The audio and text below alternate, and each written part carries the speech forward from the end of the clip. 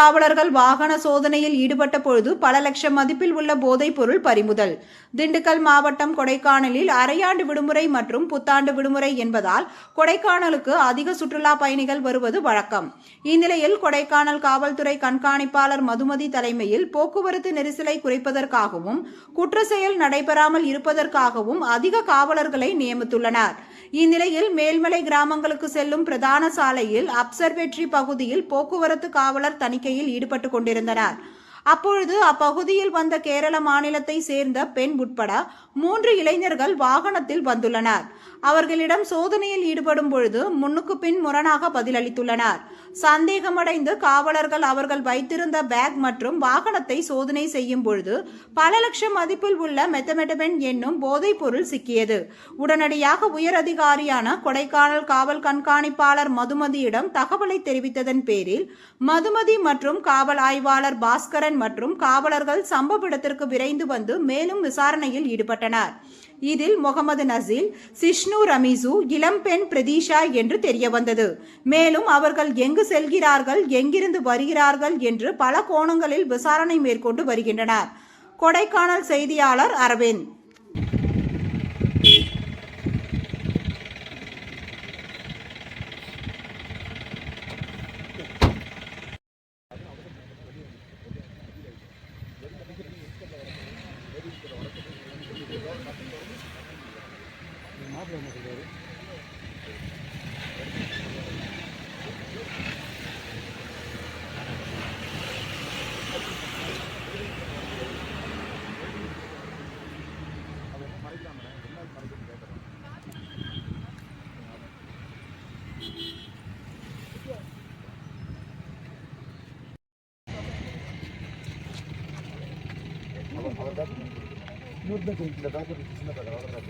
ಯಾರು ಬೇಕಾಗಿಲ್ಲ ಅವ್ರ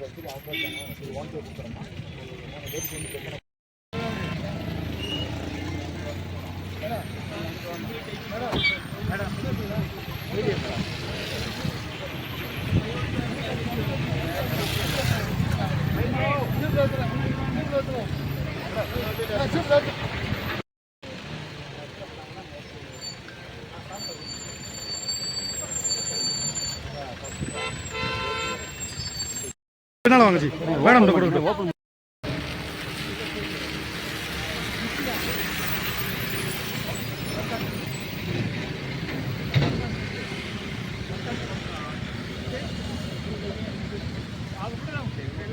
எவ்வளோ கிராம் மேடம் இது? சுமார் 6 கிராம். ஆமா பஸ் ஸ்டாண்ட் முடிய காட்டு.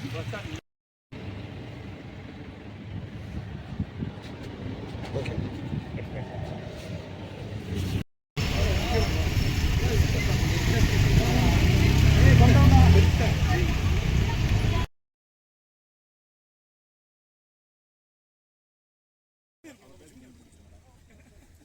சின்ன பேக் அவர பேக் யார் பேக் அப்படின்னா அவர் வச்சு அவன் பேக் தானே சரி ஓன் பே கொடுத்துறோமா ஒரு 3 லேடிஸ் வந்து செக் பண்ணக்கூடாது நான் போலீஸ் லேடி போலீஸ் இல்லாமல் அப்படின்னு அவரை கொடுக்குறோம் கொடுக்கும்போது நம்ம உள்ள எடுத்து அறிவுறுத்தாமல் நம்மளுக்கு அப்புறம் இந்த